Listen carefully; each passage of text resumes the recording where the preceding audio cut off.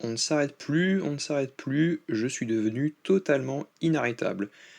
Et bien évidemment, bonjour à toutes et à tous et bienvenue pour une nouvelle vidéo encore sur les news Marvel. Il y en a qui vont dire ouais mais tu l'as déjà fait et tout. Non, j'ai traité uniquement des news qui nous sont parvenues la semaine dernière.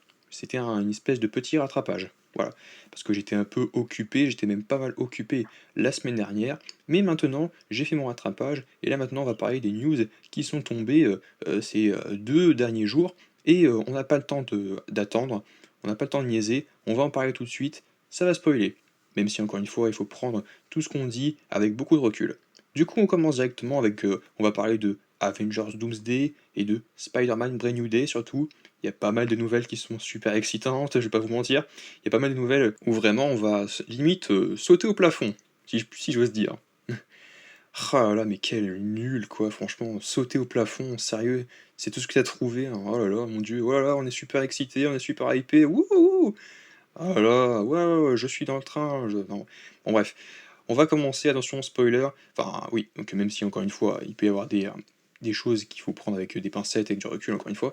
Selon Alex Perez de The Cosmic Circus, le Raft, donc la prison, le Raft, serait visité dans Avengers Doomsday. Il précise qu'une version équivalente au Raft de Jonathan Hickman dans Secret Wars est aussi prévue, mais pas en 1.2.1, voilà, 1 divisé par 1, j'ai pas trop compris. Donc du coup la prison Raft, effectivement, qu'on avait déjà vu dans le MCU, puisqu'on l'a déjà vu dans tout ce qui était Captain America Civil War, on l'avait vu parce qu'il y avait donc la moitié donc, des héros qui étaient devenus entre guillemets des parias, des hors-la-loi, qui donc sont devenus, enfin ont été arrêtés par le gouvernement. Et puis on a vu également Zemo dans Falcon and the Winter Soldier, arrêté par les Dora Milaje, donc notamment avec le personnage de Ayo du Wakanda, de Black Panther, qui a arrêté Zemo avec Bucky dans la série. Et du coup, le Raft, on va le retrouver, enfin on devrait le retrouver dans donc, cette prison sous-marine, même si dans les jeux, je crois que c'est pas exactement ça, il me semble. Enfin, après dans les comics, oui, il me semble que c'est exactement ça, c'est-à-dire que c'est une prison cachée sous la flotte, quoi.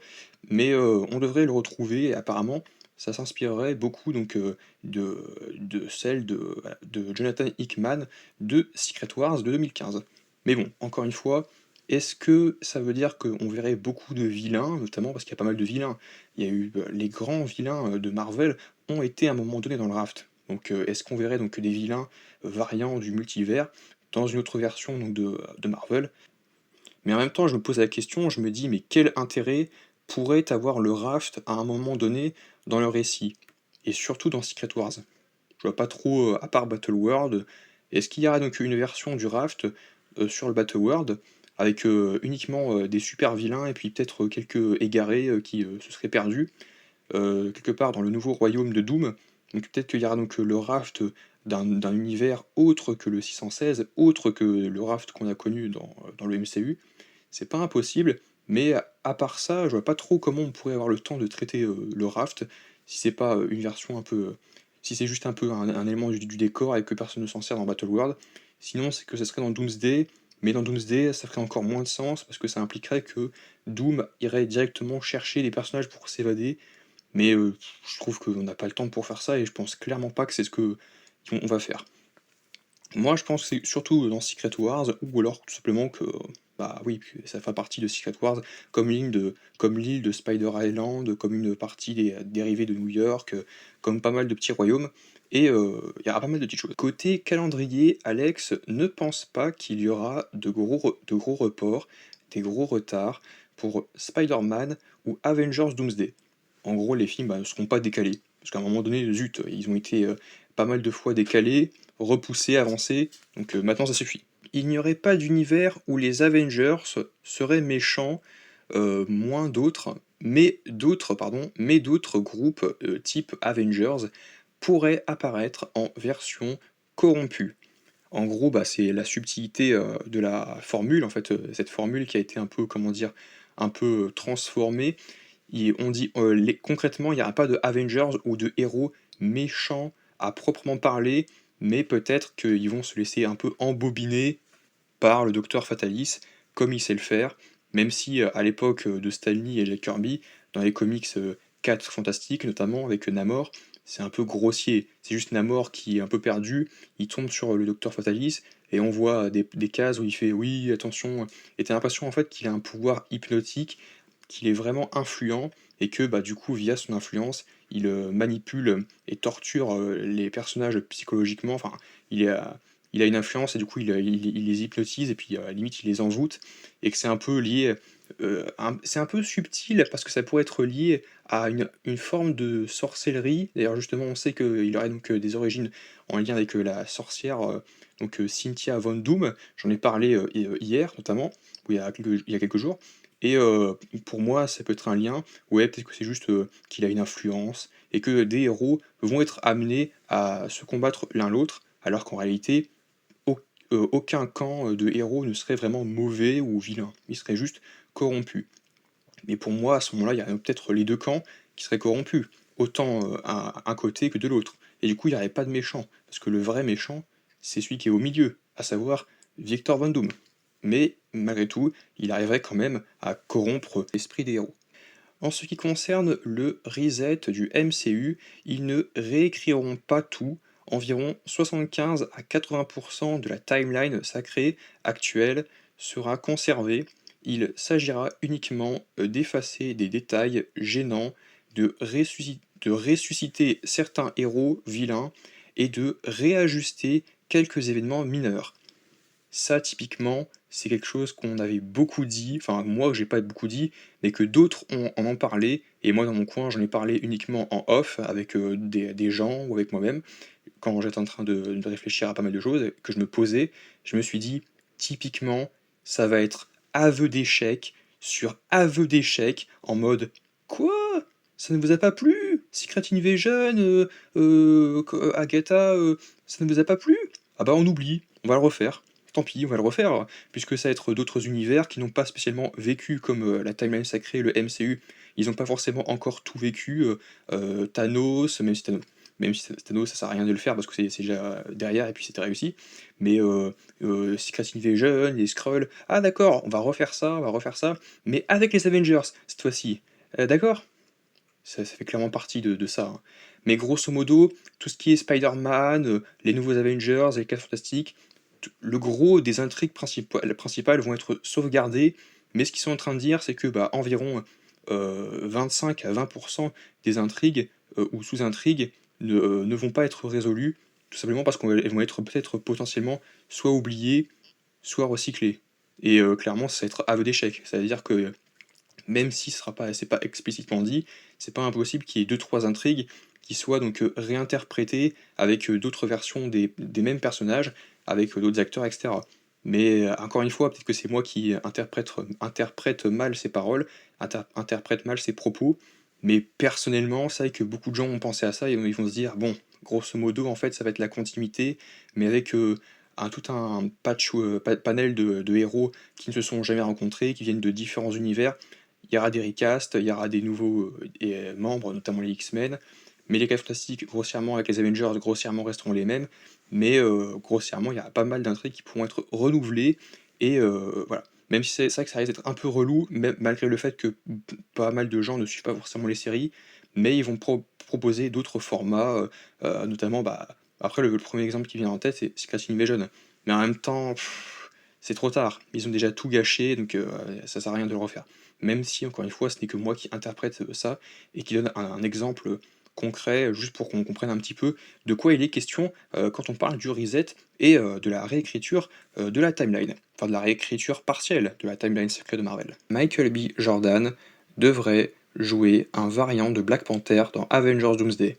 Donc est-ce que ce serait donc une version de Killmonger en Black Panther, ou est-ce que ce serait du coup le personnage de T'Challa? Parce que ce serait bizarre quand même que déjà que bah après c'est courant qu'il y a pas mal de personnages qui jouent comment dire, un acteur qui joue deux personnages dans l'univers Marvel, mais que un personnage joue deux personnages d'une même famille, d'une même fresque, notamment la Black Panther, puisque bah ils sont cousins dans les comics. Est-ce que bah ce serait vraiment T'Challa et du coup le roi du Wakanda? Quoi qu'il en soit, pour moi c'est clairement le nouveau Black Panther dans Black Panther 3 de Ryan Coogler. Parce que il va revenir dans le troisième, parce que Ryan Coogler, le réalisateur des Black Panther, n'a jamais fait un seul film sans lui, et il fallait toujours trouver une astuce. Il fallait toujours trouver une petite astuce pour le ramener, puisqu'ils l'ont tué dès le premier film. Donc tu dis, ah, tu vas t'occuper de Black Panther 2 et 3, on va faire une trilogie. Une trilogie? Bah oui, mais on a tué mon acteur dès le premier film. Bah après, il y a eu des circonstances qui fait que Chadwick Boseman nous a quittés pour de vrai, ce qui fait qu'on a trouvé quelque chose de vraiment très malin pour ramener Killmonger, et ça a tout son sens, parce que à part ça, j'étais en train de me dire, mais après l'avoir vu, mais en fait c'est la seule façon de ramener Killmonger dans le deuxième film, c'était la seule chose à faire. À part faire un flashback pourri, nul du passé, il n'y avait aucun moyen de le ramener. Et enfin, après Black Panther 3, pour moi, ce que je pensais clairement qu'il allait être réintroduit dans Avengers Secret Wars, pour ensuite être le personnage principal de Black Panther 3 en tant que Black Panther, et là ça a eu tout son sens. Utiliser le multivers pour le ramener, ça a tout son sens. Pour moi, comme ça après, Ryan Coogler est content, il va pouvoir ramener Michael B. Jordan pour jouer Killmonger ou T'Challa, enfin jouer que Michael B. Jordan joue dans les 3 films, alors que là où il aurait dû disparaître dès le premier, c'est quand même assez malin ce qu'ils ont fait quand même. Ils ont quand même trouvé les choses à faire, parce qu'un monde où Chadwick Boseman est toujours vivant, à part un flashback un peu nul, comment tu ramènes Killmonger, enfin comment tu me ramènes Michael B. Jordan dans Black Panther 2? Il aurait fallu mettre le multivers tout de suite, et puis même si ça aurait été un peu de trop, ça aurait pas eu sa place, dans Black Panther 2 du moins, et puis le 3, mais ils auraient trouvé une astuce. Spider-Man fabriquera désormais lui-même ses gadgets et technologies, affirmant son indépendance après avoir longtemps compté sur Tony Stark. Et oui, parce on commençait à en avoir marre, donc que ce soit Tony Stark qui apporte le matériel à Peter Parker, le costume iconique de Spider-Man. Ce n'était même pas Peter Parker qui l'a cousu lui-même, il ne l'a fait qu'à la fin de No Way Home, et c'est vrai que c'est de loin le meilleur costume, au-delà du fait qu'il affirme son indépendance, qui ne peut plus compter sur May, qui ne peut plus compter sur Tony Stark, qui ne peut plus compter sur personne, et du coup il va devoir voler de ses propres ailes et tracer sa route. Et c'est ça qu'on veut voir, c'est un Spider-Man qui s'affirme, qui est autonome, qui est indépendant, qui va vivre pas mal d'aventures au cœur de New York, avec les villes emblématiques, pas mal de choses quoi. Et du coup, en gros, on est content. La version de Brand New Day est bien celle qui avait enthousiasmé Tom Holland et Zendaya et lorsqu'ils ont lu le script pour la première fois. Donc du coup, effectivement, c'est clairement la version que tout le monde veut voir. Donc c'est clairement la meilleure version de Spider-Man en tant que de Tom Holland qu'on verra quoi. Parce que je vais pas être méchant encore une fois, mais la trilogie originale, c'était pas du tout. C'est trop long pour son bien. En fait, c'est beaucoup trop quoi. C'est beaucoup trop étiré quoi. Donc après, il faut essayer donc de développer un peu l'affect du personnage, mais je trouvais que c'était pas trop réussi non plus parce il évolue pas tant que ça. Et là, qu'il aura le côté un autonome, ça sera beaucoup plus intéressant et plus prenant. Concernant le grand méchant du film, Alex affirme qu'il sera plus simple, plus brutal, plus méchant, et qu'il a déjà été spoilé par Tom Holland lui-même en interview. Alors là par contre je sais pas du tout de qui il parle, parce que c'est vrai que malgré le fait que je suive beaucoup les news Marvel, je me rappelle pas. Alors oui, c'est vrai que Tom Holland, il avait spoilé à l'époque de la phase 3 pas mal de choses sur Infinity War et surtout Endgame, en mode mais ouais on va revenir, etc. En même temps, c'est vrai que même à l'époque d'Infinity War c'était évident, et du coup on se disait ouais mais il n'y a pas de conséquences, vous avez vu. En vrai c'était quand même cool. Mais là pour cette fois-ci je vois pas trop à quoi il pourrait faire référence et à quel vilain emblématique il fait allusion. Je vois pas le Scorpion parce que de nos jours c'est pas un spoil. Alors peut-être que c'est peut-être une très vieille news, mais en même temps c'est ce que j'ai vu sur les Alex Perez de The Cosmic Circus, il y a encore de ça très peu de temps, mais à voir, peut-être que c'est dépassé. Le Norman Osborn le bouffon vert du MCU, donc de l'univers 616, affrontera bien Spider-Man, mais pas encore dans ce film. C'est prévu une version alternative de Norman Osborn affronte Tom Holland. Et oui, on veut voir le vrai bouffon vert, même si on a eu la version de Willem Dafoe dans No Way Home, mais c'était la version donc, de l'univers de Sam Raimi avec Tobey Maguire en Spider-Man. Mais on veut voir donc la propre version du MCU, parce que c'est pas impossible que, il existe donc, un Norman Osborn dans l'univers du MCU et qu'il sera amené d'ailleurs en plus il y avait donc des rumeurs qui disaient, enfin je sais pas si c'était vraiment officiel, c'est pas vraiment officiel, mais que l'acteur qui jouait donc, je sais plus comment il s'appelle l'acteur, mais celui qui joue, Steve, donc, Steve Harrington dans la série, Stranger Things, pourrait jouer, Harry Osborn, le fils de Norman Osborn et pourrait être, carrément le Bouffon Vert. Donc le Bouffon Vert junior, mais moi je voudrais plus voir Norman Osborn, dans, Spider-Man 5 et Spider-Man 6 et qui serait le méchant de Spider-Man 6 5 et 6 et que ça nous mène au Sinister Six par la suite. Donc, dans le 6, donc, pour moi dans Spider-Man 6, on aura les vrais Sinister Six et que ça se mettra en place dans le 5e. Moi je pense. Et que le Bouffon Vert sera dans le Spider-Man 5 et 6 et peut-être même teasé à la fin du 4, même si encore une fois il y aura Doomsday et Secret Wars en plein milieu et que ça affiche un peu le bazar, ça a tout bouleversé, moi je pense que ça aurait quand même tout son sens. Alex confirme que Sony a exigé quelque chose en échange pour permettre à Marvel d'aller dans la direction souhaitée avec Spider-Man Brand New Day, mais il reste mystérieux sur la nature de ce deal. Donc on va pas, on attend de savoir ce que c'est, mais on tient pas forcément non plus à connaître les tenants et aboutissants. C'est un peu du externe, enfin, mais bon, c'est vrai que c'est toujours assez passionnant de pouvoir tout suivre, mais au moins Marvel quand même a gagné entre guillemets la bataille, puisque de base Sony voulait faire en partie du multivers, tout simplement parce qu'il voulait être sûr que ça rapporte genre plus d'1 milliard, enfin même 2 milliards, en mode ah cette fois-ci on va les faire les 2 milliards. Bah oui mais ça raconte rien, c'est pas intéressant, c'est pas cohérent, ben on s'en fiche, ça fait de l'argent, ça fait du beurre dans les épinards. Mais non mais on veut construire une vraie histoire dans ce nouvel arc, c'est un renouveau pour le personnage. On est censé construire un renouveau. Le personnage est censé s'émanciper et grandir. Et si jamais il y a Toby et Andrew qui arrivent, eh bien, il sera encore avec des mentors, avec des personnages. Et du coup, il ne va pas être seul, il pourra pas se construire. Seul, il pourra avancer. Et là, il pourra évoluer, il pourra devenir le Spider-Man qu'on veut voir depuis longtemps, quoi. Donc le multivers, non. Donc à un moment donné, on bourrera le multivers avec lui dans Beyond the Spider-Verse avec vous, et avec Doomsday et Secret Wars, et après, ce sera terminé. Et dans Brand New Day, terminé aussi. Et Marvel a gagné. Bon bref, après concernant la nature du deal, comme quoi bah, Marvel a donc choisi une ligne directrice et une direction précise, on est content pour eux, on sait globalement ce que c'est, mais on va pas non plus en reparler dans les détails. On va attendre de voir le film pour le constater par nous-mêmes. Marvin Jones 3 aurait été casté, enfin du moins aurait été reçu au casting pour jouer Tombstone dans Spider-Man Beyond the Spider-Verse. Au début, j'avais mal compris, j'avais cru que c'était Brand New Day, mais en fait, plus tard, j'ai revu un autre post qui confirmait que c'était bel et bien Spider-Man Beyond the Spider-Verse, le troisième volet donc d'animation de Spider-Man avec Miles Morales.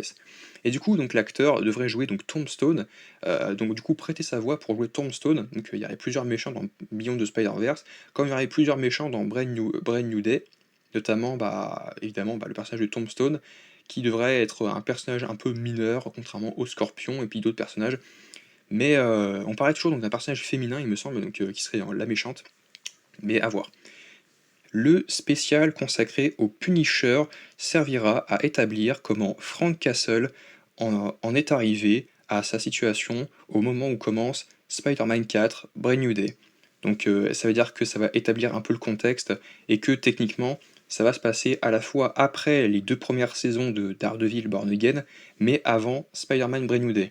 Je parle du spécial du Punisher qui arrivera techniquement bah, entre les deux en fait. Je sais plus, parce que Daredevil ça arrive en mars-avril, Spider-Man Brand New Day en juillet, et entre les deux il y aura Punisher. Donc voilà, il y a le projet Punisher qui arrivera, et il sera dans tous ces projets. Et enfin, on va terminer sur du Hulk, puisque selon Alex CC, le Hulk serait plus terrifiant que jamais dans Spider-Man Brand New Day et Avengers Doomsday. Il pourrait même tuer quelqu'un. Donc c'est vrai que quand on dit attention, il va nous mettre les poils, il va être plus terrifiant, ça donne envie, ça bouillonne. Mais quand on dit il pourrait tuer quelqu'un, est-ce qu'ils font vraiment référence à quelqu'un d'important ou à quelqu'un qu'on connaît le nom, quoi, par exemple enfin, je sais pas, je pense pas. Mais si on précise qu'il pourrait tuer quelqu'un, ça implique que même si c'est pas un personnage connu, et que c'est juste par exemple le premier, le boulanger ou alors un passant, ça implique qu'il y aura quand même des répercussions. Enfin des répercussions, enfin pas des répercussions, mais qu'il y aura un suivi et qu'il y a peut-être la famille qui va être impactée, qui va se dire: «Mon Dieu, le Hulk», bah, après Hulk, il a dans Avengers 1 et Avengers: l'Ère d'Ultron, il a quand même tué des centaines, voire même des milliers, il y a des milliers de morts de Hulk, qui, sont morts, dans Avengers: l'Ère d'Ultron, lors du combat entre lui et Hulkbuster. Il tue littéralement, même si c'est hors champ, il tue vraiment et on voit surtout les dégâts matériels, plus que les dégâts, les dégâts humains, mais il tue des milliers de gens et donc Hulk, dans les 2 premiers Avengers, c'est un tueur, c'est un monstre. Il était enragé et là, ce serait un pire et du coup, on va aller plus loin. Selon The Cosmic Circus, un projet Hulk, World War Hulk, serait toujours en cours. Mais bon, ça, on prend quand même ça avec un peu de recul, parce qu'il y a des projets comme Blade qui ont été annulés, d'autres projets qui ont été annulés aussi, qui ont été en cours depuis déjà beaucoup de temps, depuis des années. Et Hulk, c'est vrai que ça commence à faire un moment qu'on en parle, mais c'est vrai que c'est toujours à prendre avec du recul. La preuve, parce que Hulk, voilà, on ne sait pas s'il y aura vraiment un projet Hulk d'ici la phase 7 ou la phase 8, dans les 3, 4, 5 prochaines années. On ne sait pas s'il y aura vraiment un vrai projet Hulk où il sera terrifiant, monstrueux, et comment ça va se passer? Ou est-ce qu'on aura ça véritablement? Est-ce que c'est même le film secret entre Doomsday et Secret Wars? Parce qu'il y a encore au moins un film, mais là qui disent: «Mais non, il y a pas de film parce que ça aurait fuité depuis le temps, là il reste, moins d'1 an et demi entre, le film et Secret Wars, donc c'est mort, il y aura pas de film». Bah, je dis: «Bah, peut-être que si, on verra». Mais qu'il tue quelqu'un, ça veut dire que c'est peut-être quelqu'un dont on connaît le nom, qui est important. Ah, si c'est Frank Castle, le Punisher, ça m'embêterait, hein, mais en même temps, ils vont pas le faire parce ils vont peut-être le réutiliser pour, les phases d'après, même s'il a rien à faire dans Doomsday et Secret Wars avec ses enjeux, les enjeux, donc multiversels, et bah, pour autant, il va revenir plus tard. En War Machine, j'aimerais trop qu'il revienne en War Machine. Mais tuer quelqu'un, ça veut dire que, bah, il y aura quand même un drame. C'est-à-dire que la personne qui va tuer ou les personnes qui vont tuer, ça va être terrible, ça va être, cinglant. Bon bref, n'hésitez pas à dire ce que vous pensez de toutes ces news Marvel. N'hésitez pas à aimer, partager, commenter, vous abonner, et on se retrouve à très vite pour de nouvelles vidéos. En ma compa